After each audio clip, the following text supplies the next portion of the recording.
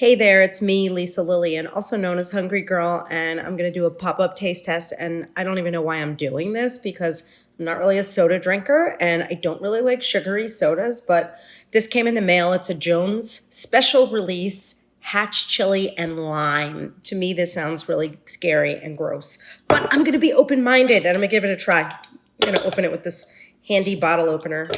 See how that works? I'll give it a sniff. Wow. Whoa, it smells like, it's so weird. It's soda and it smells like chilies. This is so strange. All right, wish me luck.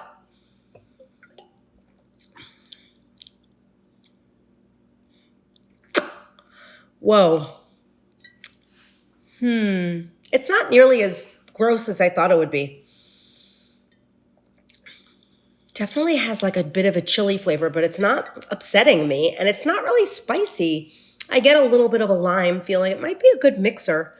It's not terrible.